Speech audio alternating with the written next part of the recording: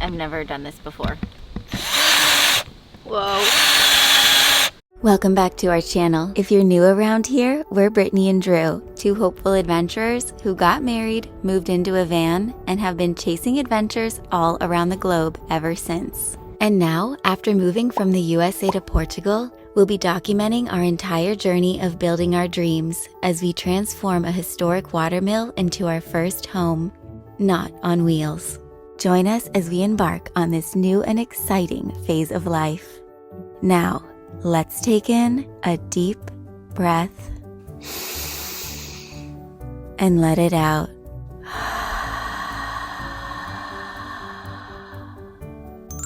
Let the adventure begin. Look at your new outfit. Feeling snazzy, G'd up from the feet up. Well, welcome back to another episode, guys. Where we last left you, we had the keys to the mill. Our first time opening it with the key. Wow.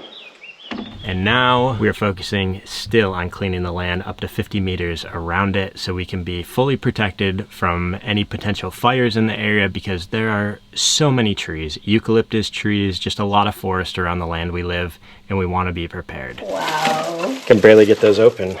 Look at all those thorns. And thanks to Brittany going on Facebook, putting a couple posts out there, we've been able to get in contact with several locals. And Luis, our buddy, is here today. He's helping us use a chainsaw, cut down a lot of these eucalyptus.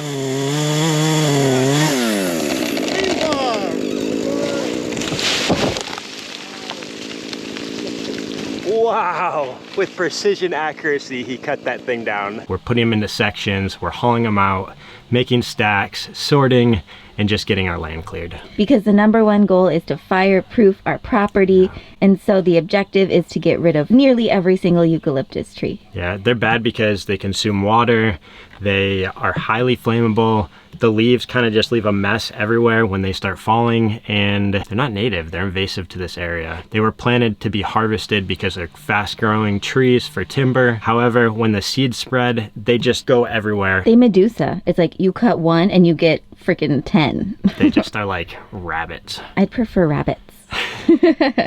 Out here, I have a perfect example of when a eucalyptus tree Medusas. You see that? Look at how many new sprouts there are. Apparently these are not easy to kill, but you can either like rip off, ooh, they're really sticky, rip off all the sprouts individually, but we have literally hundreds of these. This was one small trunk, and I probably just pulled off 30 or so sprouts. It smells really good though. Luis, who has been helping Drew cut down the eucalyptus, told us that the best natural way to kill them is to use salt. Ooh. So behind this giant new wooden table that Drew and I picked up on the side of the road last night, we have like 3, I don't know how huge these salt bags are, or 4, I don't know, we got a lot. They were only €5 a bag. I think they're 20 kilos each. With that being said, I don't know if I'm the one for this job. See if you can get them. Trying not to moon everyone. 20 kilos is how many pounds? Like Almost 50. 50? Oh dear. I need to learn my conversions. Don't rip that salt bag open. That would be the worst. That would be the worst. We might have to take this out first. You want me to get them for you? It's just, I don't want to rip it. I know. It's not worth it. Here, take the camera. Okay. There we go. Our salt bag. Sal Marino.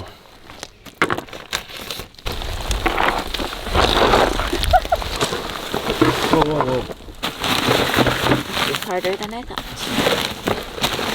I need a small shovel. One shovel. There we go. And one drill. Along with the largest drill bit, or broca, that we could find.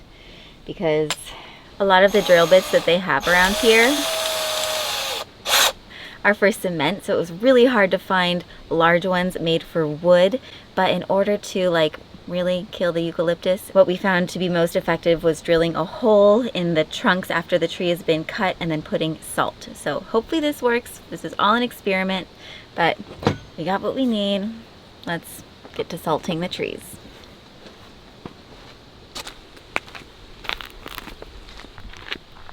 All right, my first victim. Look how beautiful this is. I sort of hate doing this, but I truly think that eucalyptus should be illegal in massive quantities. I've never done this before. Whoa.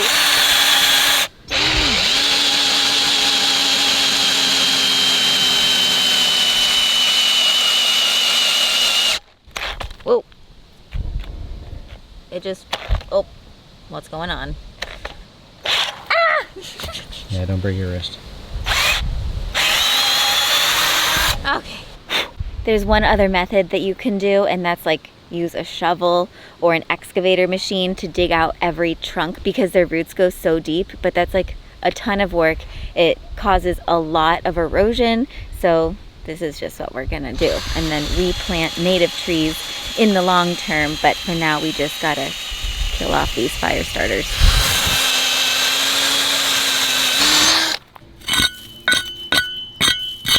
Seems like we're supposed to put a lot. Hard to get it in there. Get in the little hole. Ugh. Oh, I got some thorns in there. Ow. Whoa. When the eucalyptus blow, I mean, they blow. They get blown all around by this wind, and their leaves, when there's a fire, you don't even want them around. The leaves are how they get nourished from the sun. The photosynthesis that happens through the leaves feeds the entire plant. So if you rip these off enough times, usually 5 times or so, then the stump dies. But there's so many of these on our property that this would just take forever. Really hoping this works. Does anybody have any experience salting tree stumps to try and kill them? I'd be curious.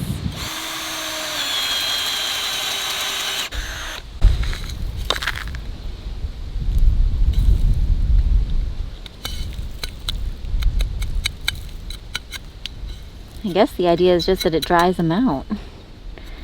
Being dry season coming up should help. Again, this is all an experiment. Year 1.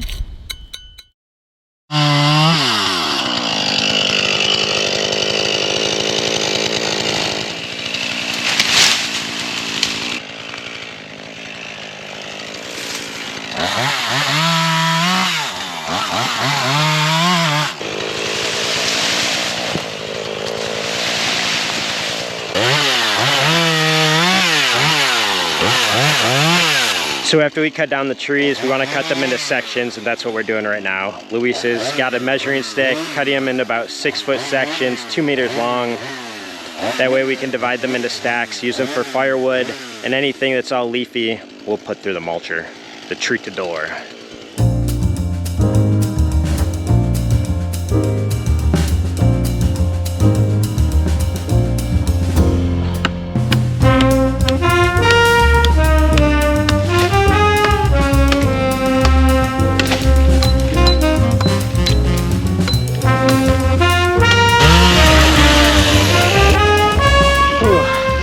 Stacking these logs out here. We got a good system down. We're working as a team. Here's our stack so far. There's a lot of eucalyptus there. Ooh.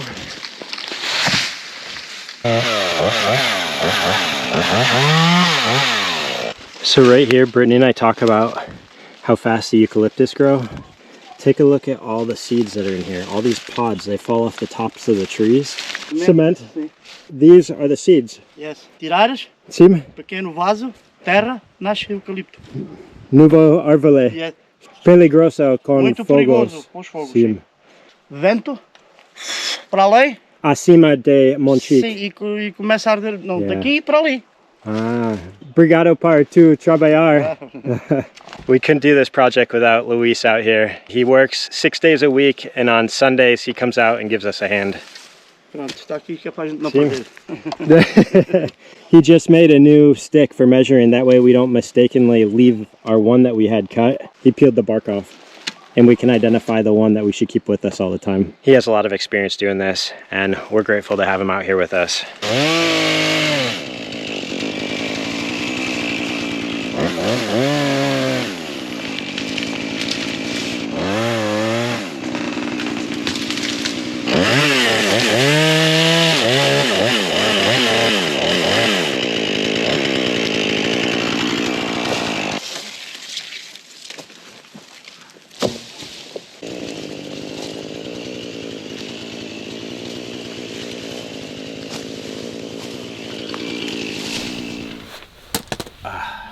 so much better. It's midday, I got a sandwich sitting in front of me, which means I get to take a little bit of break from this hard work. Luis is gone for the day, but before he comes back and before they put a ban on using steel blades on the weed whackers or strimmers if you're from the UK, I got a lot more land clearing to do. And that means strimming the silvish, all the jungle of weeds that's about 4 or 5 foot tall, because we need to be able to access the eucalyptus on a whole bunch more of the land that's close to the Moinho and not far from our campsite here, in order to cut those down and feel safer for fire season. This is quite the challenge with it being on such an incline. I find that it's hard to have good footing all the time. I've definitely slipped a few times, but luckily I have this harness on and it keeps the machine and the blade away from me.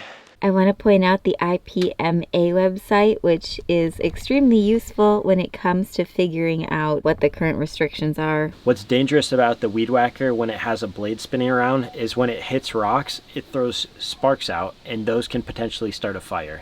Same with using mowers. Certain tools just are a bit dangerous out in these places this time of year. So we got our work cut out for us.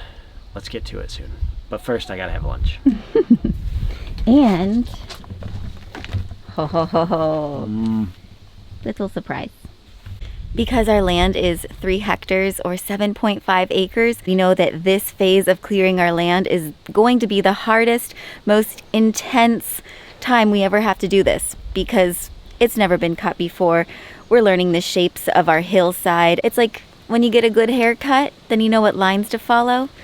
As time passes, we'll be able to follow the lines. Things will already at least have been trimmed from the wild, somewhat of a afro hairdo we got going on. We got curly cues everywhere. Yeah. And I'm trying to tame the ones that we don't want to grow back.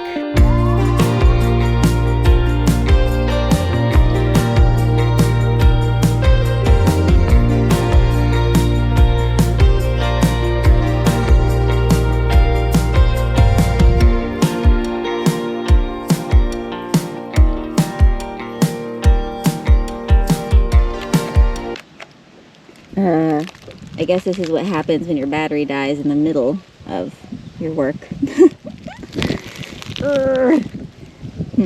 Not really sure how necessary drilling the holes is anyway, so let's experiment with just salting a few without the hole, and then over time we can see if the drilling really made that big of a difference.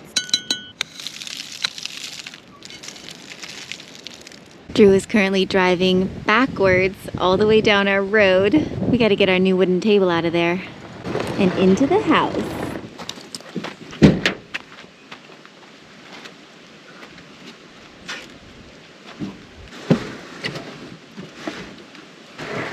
Hang on.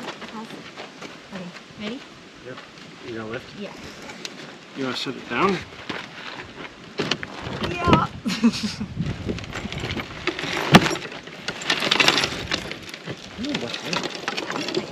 Woo! Ow, splinter. Yeah, careful. Ow. It's full of like nails or something. Sounds like we're doing a lottery giveaway in here. Got a bunch of raffle tickets. Yeah. Metal balls. Whoa. Run your husband over. Like a steamroller. We're gonna fit in. This might not fit in the mill. This is our biggest door. Oh, we do have that other one on the other side. Sort of.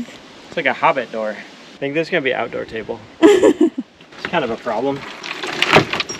Can you see what's in there? I think it's glass. Oh, it's a bunch of random stuff. Worker debris. But yeah, it's definitely not It's not fitting. going in there. No.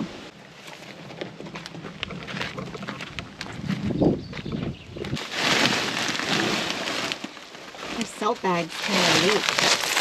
Oh dear. Oh dear. That's not good. Nope, nope, nope. Anyone want some extra salt on their salad? Oh. Or truck.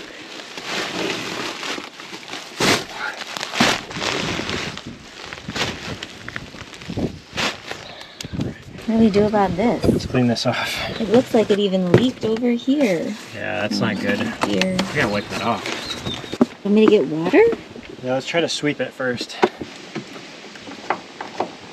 Our seller did such a nice job of carpeting the bed of the truck. but we just want to be sure there's not like a crazy salt mess under here. Did you just drop the screw? I did drop the screw. Oh no. Another project. One project leads to another project. Look at this, he did such a nice job. It's even insulated. Wow. It's like subfloor. Oh, it's under the bench. How do you lift that? This is salt right here. It's like the salt built up sitting overnight in our truck. It condensated. Oh. What do you think? That's some salt. Unexpected project. One thing after another. Note to self, never leave bags of salt in your car. Bad idea. Yeah. This has been our storage unit for a lot of time. That's why we were utilizing it in such a way. Just don't do that.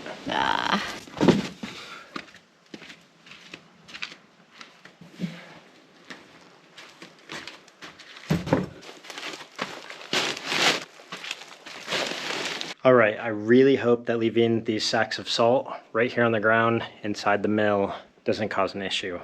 I didn't want to leave them outside because of the elements. Let's hope that's a better idea than leaving them in the truck. Went and got the toolbox.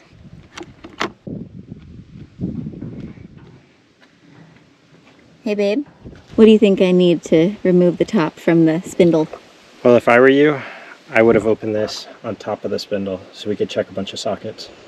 Oh.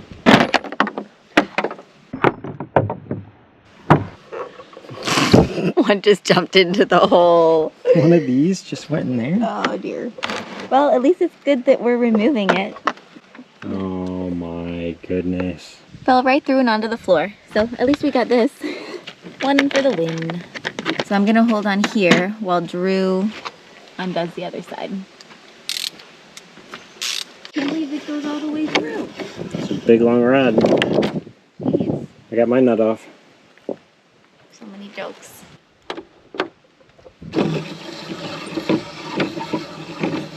So you should be able to just... Wow. Nice. Aww. The water mill. This is just one of those days. Oh my gosh. Dear. I still can't get it. I still can't get it. No! You have to pull out the rods. There we go. We figured that since we're leaving the salt in here, we should remove any excess water, like the rainwater collection from the leaking bank window. We've certainly got some leaks in the mill.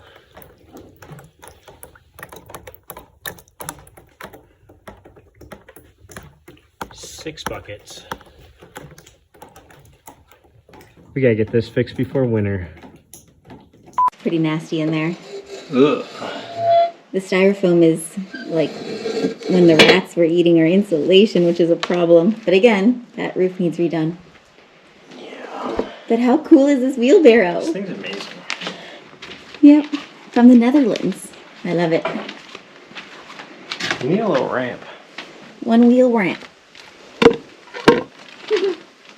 Perfect. Oh! How'd that happen? Oh! Ew, it got on my knee. Oh dear, this is heavy. Oh, I got the auger. Good work. I'm going back in for bucket 2. Okay. Splash zone. Oh, That just fits out that door. I'm so glad that's going to be out of there. You can see over there, he's relocated the other bucket. So that's where we're going to dig a hole. This was just supposed to be a simple deliver the salt. That is up in the table. Oh yeah. And now we gotta wash the truck and empty the water. And dig a hole. And dig a hole. For the nasties. Alright, let's get this going.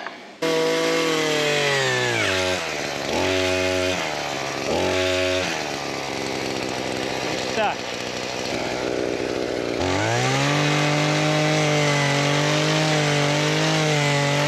It's a pretty good hole. It's a good hole. All right, bucket number 1. Down the chute. Whoa. All that gargantua de diablo. Ooh. Need another hole. It's not going down. There, that one's good. Oh, Oh, the poopies. the sludge. The poop. Ugh. That's about 5-6 years of rainwater and goop and dust and Larva? milk fungi. Yeah. Fun guys. Some fungi in there, for sure. All right, let's take a second hole. Don't worry, we're not going to be growing any food over here.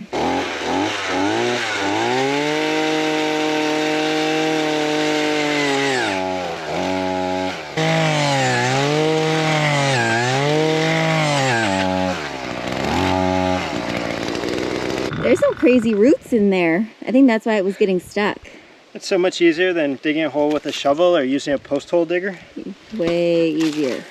Thank you, Auger. Thank you, Volker. Down the chute. That feels good. Oh, so glad that's out of the house. It's like the Maino just took a dump. Let's cover it up. Leave no trace. Leave no trace. Better than you found it. That's right.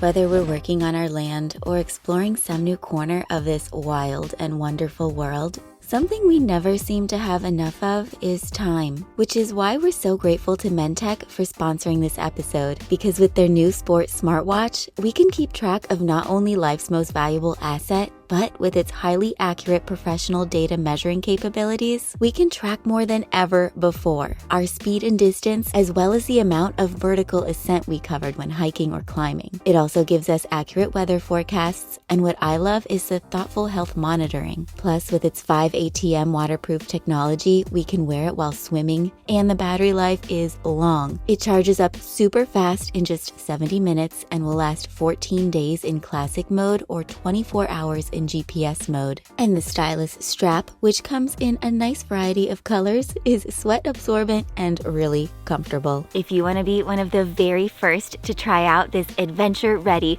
extremely accurate smartwatch, their crowdfunding website is launching tomorrow, May 29th, and we'll put a link in the video description below for you. So check it out, because I never wear watches, and I really like this one. It says a lot. Do you see what time it is? Time to get back to the show. Run!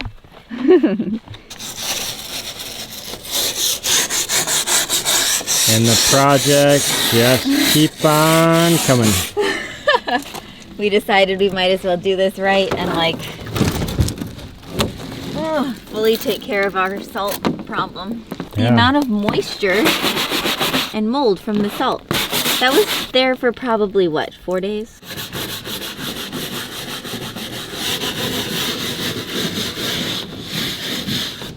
Looking good, babes. The salt spill saga continues. Oh, we just gotta rinse the reflectix now. I will say, for a truck, they did a really good job of insulating the floor, creating a nice atmosphere, and doing it right with the subfloor. Very van life-esque. Very van life-esque. And if you guys didn't know, this is actually the mattress that goes on top of it all. We kind of keep shuffling it around, but it's pretty posh. Pretty great for a weekend getaway mobile. Yeah, we have a truck camper. We might have to go do that one day. We will. We should go visit Leo in our truck camper. Oh, that'd be great. This is pretty great. We got the gravity feed going from our tank, and we got water. And soon, a very clean truck bed. Better safe than sorry. You know what I mean? We didn't need salt forming rust in our truck bed. No, that just leads to long-term problems, and the longer it stays, the worse the problems. We like to take care of our things. They last a long time then. Can I just point out that I'm using one of Drew's dirty socks? Hey, my papa gave me that.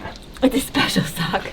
I mean, that one's looking pretty rough. You're doing a stellar job. You can clean my truck any day, babe. That feeling when your waiter just delivers your amazing feast. You've been waiting quite a long time for that to be cooked tonight. I know, it's like 9 p.m. Good morning. It's now 2 weeks later, and we wanted to give you a follow-up on the salt killing process that we experimented with, and it's actually really interesting to see what happened. Right here in particular is an example of a stump that was salted. This one was not drilled, but the stumps that were drilled and salted basically look about the same as the stumps that were not drilled and only salted. But right here we have a stump that I didn't salt at all. And look at it, it's medusa'd. We got a nice collection of fresh eucalyptus sprouts. If we were to leave it unplucked, so I'm gonna have to pluck all of these off, but more than likely there would probably be at least 3 or 4 pretty strong trunks that would grow from this, which is crazy. Hence why when eucalyptus like grow and do their thing, they take over. So they're a very invasive tree species, and it has felt very odd to me to go around our property killing trees, but understanding what they do when they're in mass quantities and how unsafe they are, and how it doesn't allow the native trees to live because they take control of all the water and all the space. It's felt very important and like we're doing something really special. I would say that it feels like we're cleansing the land and kind of, I guess, purifying it to make way for a renewal. I'm balancing on the eucalyptus here. We have a lot of wood for the winter time. That's We're for ready. sure. We got to make our fireplace though in time for the winter.